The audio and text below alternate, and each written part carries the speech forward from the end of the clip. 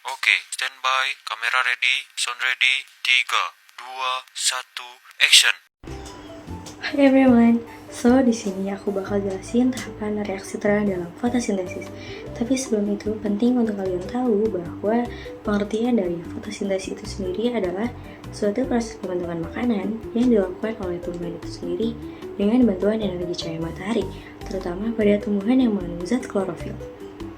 Reaksi terang ini terjadi di membran tilakoid, yang dimana pada membran ini terdapat fotosistem yang merupakan seperangkat alat untuk menangkap foton atau cahaya matahari. Selanjutnya, jenis fotosistem ada dua, yaitu fotosistem 1 P700 dan fotosistem 2 680. Dan pada reaksi ini juga terdapat dua reaksi, yaitu fotofosforilasi non-siklik yang melibatkan dua fotosistem, yaitu fotosistem 1 dengan fotosistem 2, dan fotofosforilasi siklik yang hanya melibatkan satu fotosistem, yaitu fotosistem 1. Yuk kita simak penjelasannya. Pertama, fotosintesis jalur non-siklik. Jadi, proses ini dimulai dari fotosistem 2 atau P680. Saat cahaya matahari mengenai pusat reaksi yang berisi klorofil A, elektron tereksitasi dan naik ke tingkat energi yang lebih tinggi. Karena elektron tersebut hilang, maka posisinya digantikan melalui proses fotolisis air, yaitu pemecahan molekul air oleh enzim pengurai. Dari reaksi ini terbentuk oksigen, ion hidrogen atau H+, serta elektron pengganti. Elektron yang sudah tereksitasi dari P680 kemudian bergerak melalui transport elektron, dimulai dari plastoquinon, kompleks sitokrom, hingga plastosianin.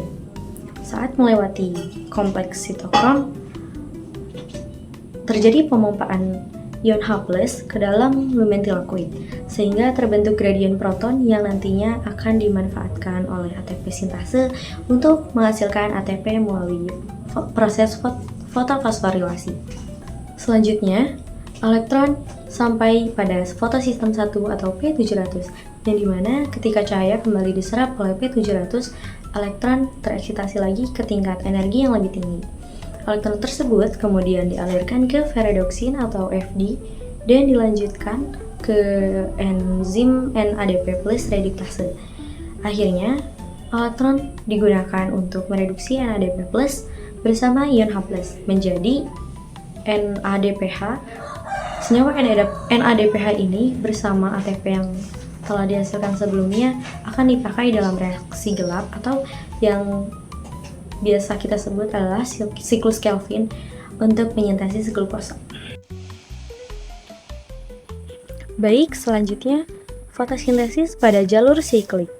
Jadi, proses ini dimulai dari fotosistem 1 atau P700.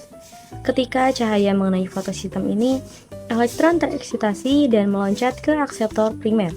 Namun, berbeda dengan jalur non-siklik, elektron tidak diteruskan ke ferredoksin, lalu ke NADP+ reduktase, melainkan dialirkan melalui rantai transport elektron. Elektron tersebut bergerak dari akseptor primer menuju plastoquinon, lalu melewati kompleks sitokrom, kemudian plastosianin, dan akhirnya kembali lagi ke fotosistem 1. Saat elektron melewati kompleks sitokrom, terjadi pemompaan ion H+ ke dalam lumen tilakoid yang menghasilkan gradien proton. Gradien ini dimanfaatkan oleh enzim ATP sintase untuk membentuk ATP melalui proses fotofosforilasi. Berbeda dengan jalur non-siklik, pada jalur siklik tidak terbentuk NADPH maupun oksigen, sehingga hasil akhirnya hanya berupa ATP.